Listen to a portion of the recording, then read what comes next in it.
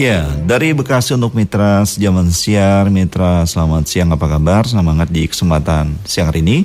Kita masih bisa ketemu kembali dalam bincang-bincang spesial bersama Wakil Gubernur Jawa Barat, Bapak Haji U. Ruzanul Ulum, Sarjana Ekonomi, yang merupakan, kalau saya boleh bilang, Pak ini menjadi seorang tokoh di Jawa Barat yang sangat dikagumi loh Pak.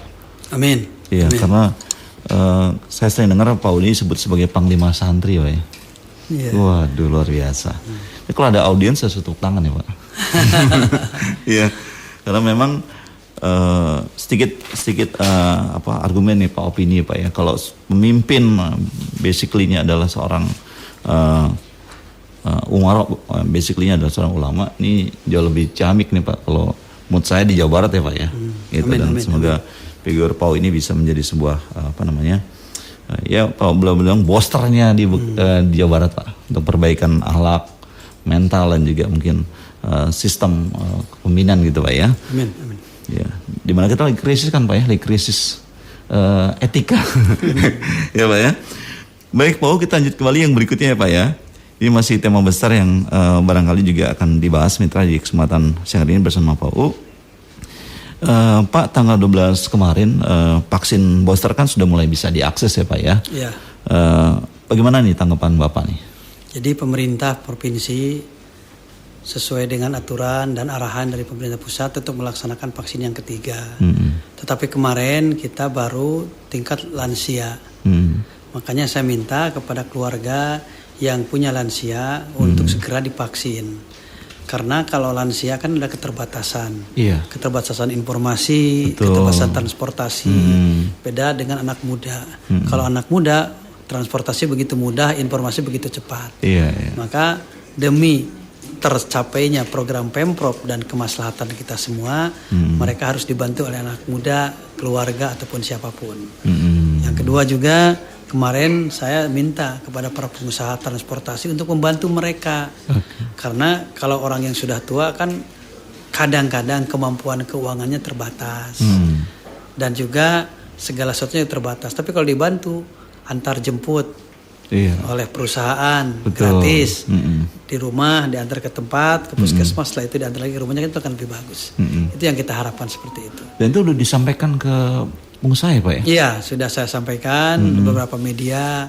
Ya, tapi mudah-mudahan juga ada terketuk hatinya ya mereka untuk membantu. Karena pemerintah memang punya kewenangan, pemerintah memang punya keuangan. Tapi kewenangan dan keuangan juga selalu terbatas. Suksesnya segala sesuatu dibantu oleh masyarakat, kolaborasi pentahelik itu kan. Betul. Seperti itu.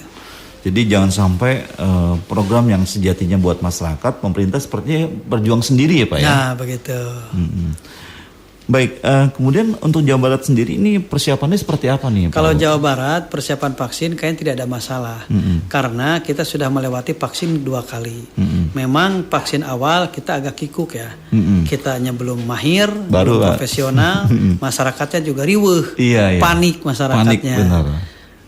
Kemudian juga ditambah dengan isu-isu berbahaya, ulama mengharamkan sebagian dan yang lainnya. Tapi kalau yang kedua kan sudah lancar, tidak ada masalah. Kami yakin yang ketiga pun lancar. Dan kami, nakes sudah profesional, mereka yang membantu administrasi biasanya dari kaum milenial dan universitas sudah biasa. Jadi seperti kemarin kita di Kota Bogor melaksanakan semacam itu, tidak ada permasalahan. Semuanya berjalan lancar dan sukses semuanya. Aman ya Pak ya.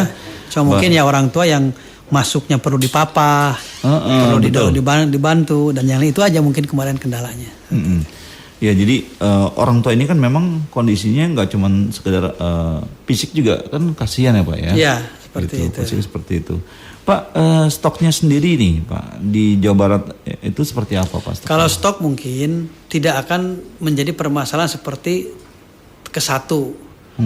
Karena kita sudah mempersiapkan sejak awal dan juga jumlahnya pun sudah jelas. Apalagi Provinsi Jawa Barat dikasih kewenangan untuk membagi-bagi ke kabupaten kota.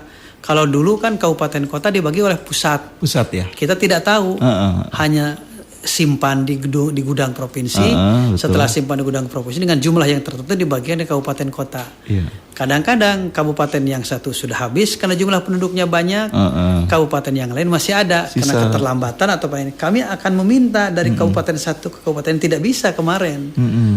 Nah kalau sekarang Pak Gubernur dikasih diskresi oleh Menteri Kesehatan, harus kemana dan kapan silakan. Yang penting untuk warga Jawa Barat. Oleh karena itu unsur keadilan dan pemerataan pemberian vaksin di masing-masing kabupaten kota insya Allah akan terjamin berbeda dengan yang pertama itu. Jadi memang semakin gelombang level 3 penanganan vaksin ini semakin lebih pandai ya Pak ya, lebih mahir Pak ya. Iya lebih mahir lah, hatam kalau kata para santri lah gitu. Iya. Jadi masyarakat tidak panik. Panik betul. Emang waktu di awal itu kontranya luar biasa Pak. Ribuh gitu. Luar biasa ya. Memberikan penjelasan, melaksanakan kegiatan juga belum profesional. Betul. Vaksinnya ada yang kurang teriak, Pak, vaksin kurang. Tapi vaksin yang kedua kan gak ada yang teriak, Pak. Ya, ada apalagi yang ketiga sekarang kan begitu. Semakin jago. Tapi intinya masyarakat untuk segera melaksanakan vaksin yang ketiga bukan untuk diri sendiri saja, tapi untuk kemaslahatan kita semua. Betul. Dan jangan lupa untuk selalu mematuhi protokol kesehatan ya Pak ya. Iya betul. Nah Pak, kita lompat berikutnya nih Pak. Memang kalau mumpung ada Pak Wakil Gubernur, jadi kita harus ngobrolnya yang banyak nih Pak ya. Topik-topik di masyarakat harus kita angkat nih Pak ya. Ini sekarang soal minyak goreng nih Pak. Iya. Ada pergerakan harga minyak goreng nih di masyarakat, di pasar dan sebagainya. Ini kan pasti membuat resah, terutama para ibu-ibu nih Pak yang memang memegang keuangan keluarga gitu Pak. Nah ini gimana nih antisipasinya? Ya, memang diakui ya kemarin ada pergerakan harga minyak goreng. Tapi itu kan berlaku pasar. Di saat barang tidak ada permintaan meningkat berarti harga naik. Pemerintah biasa pakai lagu lama yaitu operasi pasar. Operasi pasar di beberapa kabupaten kita laksanakan. Kayak di Bandung, di Purwakarta, di mana. Alhamdulillah sekarang bisa menekan sekalipun belum sesuai dengan yang kita harapkan. Dan itu kami juga akan tetap melakukan semacam itu sehingga harga minyak goreng di pasaran stabil, ibu-ibu tidak resah kan seperti itu. Kalau yang sejauh ini Pak, wilayah mana aja sih Pak yang udah dilakukan operasi pasar? Kalau sekarang itu tanggal 17 ada di operasi pasar di Kecamatan Pabelan ya, Kabupaten Bekasi, Kabupaten Bogor, Kecamatan Citirip dan Cibinong. Kalau kemarin di 7 kabupaten kota, sekarang mungkin di 2 kabupaten kota. Gitu, kalau masyarakat ingin membutuhkan karena daerah tersebut memang harga minyak goreng mahal dan langka, bisa berkomunikasi dengan kami, dengan pemerintah Provinsi Jawa Barat, khususnya dengan Dinas Indag ya. Insya Allah kami akan lakukan survei. Setelah lakukan survei, apakah layak untuk operasi pasar, kita laksanakan operasi pasar. Jadi masyarakat ini boleh berkontribusi memberikan informasi gitu, Pak ya.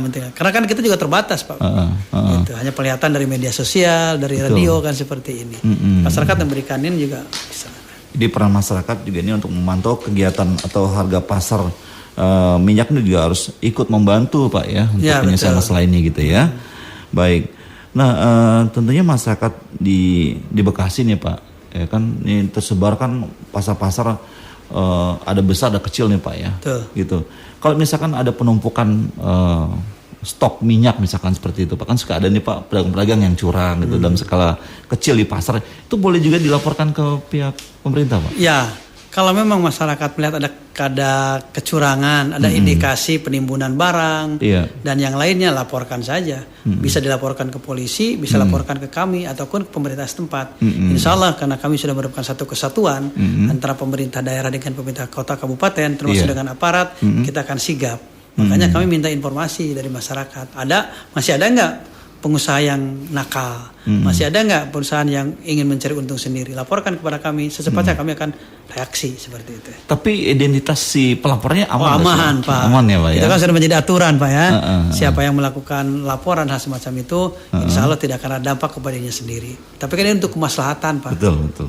Jadi tentunya buat masyarakat nggak usah takut-takut Pak ya untuk melaporkan ada semacam penyimpangan harga di pasar terhadap minyak goreng ini gitu Pak ya. Betul. Nah Pak, kita lompat lagi ke tema berikutnya nih Pak. Ini terkait juga perihal tentang vonis Heri Wirawan ya Pak ya.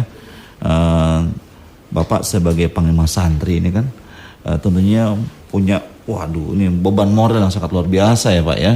Apa tanggapan PAU nih terhadap kasus Pak Heri ini? Ya, untuk vonis kita serahkan saja kepada pihak APH, aparat penegak hukum. Karena kami yakin mereka sudah dengan dalil-dalil tertentu, alasan-alasan tertentu. Mereka kan paham hukum. Iya. Pasal ini yang dilanggar, ini sanksinya. Pasal itu yang dilanggar, itu saksinya. Nah, tetapi kami juga pasti memahami ada pro kontra. Nah, ini semua harus disadari. Karena tidak ada sebuah keputusan yang bisa mengenakan seluruh kelompok masyarakat. Iya, jadi betul. Wajar hal semacam itu. Cuma yang kita harapkan kebijaksanaan dari pihak APH dalam hal ini. Karena kami yakin APH membuat sebuah keputusan tidak ada tekanan politik, tidak ada tekanan publik ataupun birokratik, kan nggak ada. Lancar-lancar saja berjalan dengan baik. Ada berita katanya untuk divasektomi, kata orang Sunda dikabiri gitu kan. Ada hukuman mati, ya silakan saja. Saya tidak memberikan beban apa-apa. Yang jelas kebijaksanaan dalam membuat sebuah keputusan itu kan yang lebih baik seperti itu. Tapi benarkah kejadian ini kemudian membuka banyak kasus lainnya nih Pak UU nih? Ya memang ada ya berita-berita, tapi kan itu semua tidak bisa di open begitu saja karena kan harus ada data-data yang otentik gitu. Yeah. Biasa kan kalau ada kasus di orang ge aya kan gitu kata orang Sunda mah kan.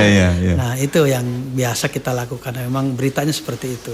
Tapi yang sampai hari ini kita berjalan baru kasus ini saja. Dan juga saya minta dengan kasus ini jangan menyamaratakan terhadap pesantren. Karena pesantren tidak seperti itu. Yang kita tahu kejadian itu bukan di pesantren. Karena tidak ada masjid, tidak ada musola, tidak ada asrama. Yang ada kan rumah-rumah. Kosan dan yang seperti itu. Nah, itu kan. Yang kedua juga santri, yang namanya santri kan harus belajar 12 pan. Bidang studi yang di pondok pesantren, fikih, tauhid, tasawuf, kemudian usul fikih, Quran, hadis, nahwu sorof, kan harus itu. Sementara di situ kan tidak ada. Makanya sekarang banyak yang mengatasnamakan saya santri tapi tidak belajar agama. Ini bukan pesantren tapi rukun pesantren tidak ada. Begitu. Maka sekarang banyak yang terkecoh. Oleh karena itu kita harus benar-benar bisa menilai mana pesantren, mana bukan pesantren, mana santri dan bukan santri. Dan kalaupun dia sedang di pesantren, anak kita tetap kita harus ada pemantauan. Jangan dilepas begitu saja seperti itu. Nah, mumpung ada PAU di Elegangan nih Pak, ada rumor kemudian berkembang di masyarakat gitu Pak ya. Ini Pak Heri ini seperti sisipan Pak, susupan dari sesuatu gitu yang kemudian ingin menjelek-jelekan pesantren, Islam dan sebagainya. Mungkin PAU bisa mengklarifikasi hal seperti ini. Saya tidak bisa menjawab tentang hal itu karena saya tidak tahu. Tetapi bisa saja ada indikasi dan penafsiran ke sana. Orang lain menafsirkan sah-sah saja. Apalagi kehidupan di dunia kan tafsir. Betul. Tafsir kiri, tafsir kanan, tafsir atas, tafsir bawah kan bisa. Semua bisa komentar. Tapi semua juga penafsiran harus berdasarkan dalil. Kan seperti menafsirkan Al-Quran kan tidak seenaknya. Harus ada nahwu, sorof, kemudian harus ada usul fikihnya, harus ada asbabun nuzulnya. Tidak tiba-tiba Bismillahirrahmanirrahim dengan menyebut nama Allah yang lagi Maha Pengasih dan lagi Maha Penyayang. B-nya kan dalam ilmu nahwu ada 10 makna gitu kan. Betul. Tidak dengan hanya kan ada B bimana waw, B bimana dan yang lainnya. Harusnya dengan ilmu dalam penafsiran, termasuk dalam penafsiran segala sesuatunya harus berdasarkan keilmuan, bukan asbun kan begitu. Gitu Pak ya.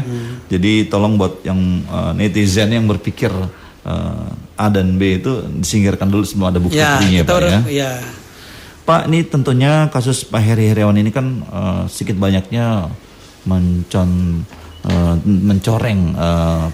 pesantren, nggak cuman di tempat Heri domisili saja Pak ya, tapi juga mencoreng pesantren di seluruh Indonesia gitu, bahkan bisa jadi ya bisa dunia lah gitu. Wajah pesantren seperti ini gitu kan. Nah, apa yang mungkin Pak PAU bisa sampaikan ke masyarakat? Ya, masyarakat jangan mencap pesantren seperti itu. Pesantren tetap lembaga pendidikan terbaik. Dibuktikan dengan lahirnya tokoh-tokoh nasional, tokoh-tokoh agama dari pesantren. Islam di Bekasi, Islam di Jawa Barat bisa istiqomah seperti ini karena ada pesantren. Lidah kiai, lidah para ulama yang memberikan ilmunya kepada para santri, mencetak mutakin, imam mutakin dan ulama amilin, kemudian dia jadi kiai lagi, dia jadi mutakin lagi, bikin lagi pesantren. Nah, artinya jangan menyamaratakan, dan saya sudah jelaskan tadi itu bukan pesantren. Nah, kemudian juga mereka justru harus menjadi perhatian oleh kita. Kalau ingin memasantrenkan harus dilihat dulu apakah benar ini pesantren atau bukan. Betul. Karena kan banyak sekarang yang berlabel pesantren tapi dalamnya bukan pesantren. Betul. Begitu. Sekarang banyak orang yang tidak bisa ngaji tapi bikin pesantren. Tujuannya bukan untuk tafakuh fiddin, tapi penting untuk bisnis, untuk apa. Nah, sekarang banyak gelar kiai tapi bukan kiai begitu. Kan kalau untuk jadi pendakwah kan gampang, ngapalin satu hadis, 2 hadis, 1 Quran, 2 Quran. Wah, dai. Cirinya orang pintar dalam agama gampang.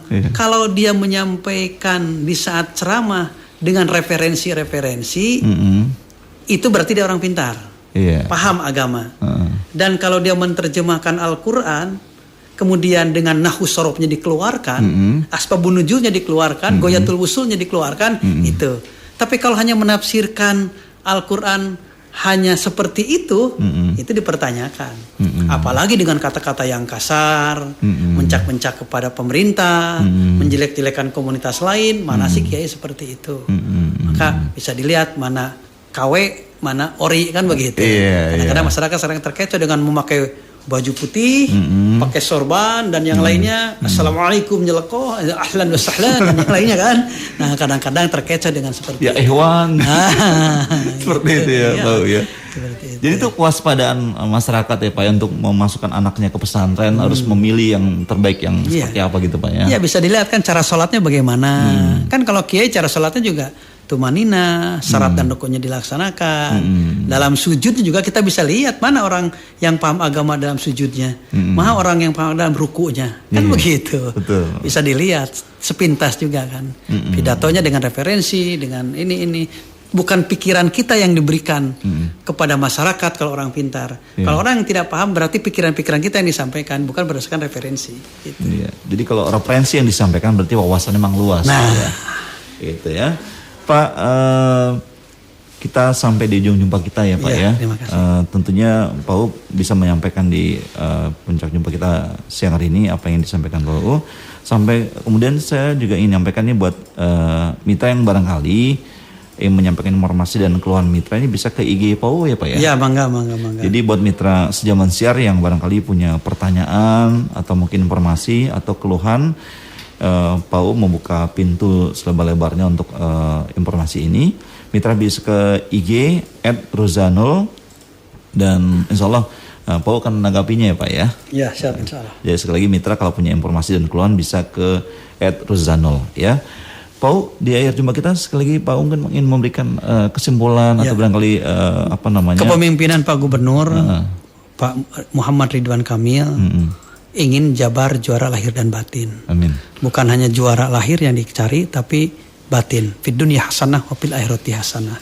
Oleh karena itu saya berharap masyarakat ada keseimbangan dalam hidup. Mencari duniawi, jangan lupa ukhrawi. Begitu juga ukhrawi, jangan abaikan duniawi. Keterangan menyatakan kita berbicara tentang hidup, seolah-olah kita akan hidup selamanya. Kita berbicara tentang mati, kita akan mati besok. Gitu kan. Sehingga ada keseimbangan dalam hidup kita. Itu yang bisa saya sampaikan. Jaga persatuan dan kesatuan dan toleransi di antara kita. Karena Jawa Barat adalah pulau Islam. Oke.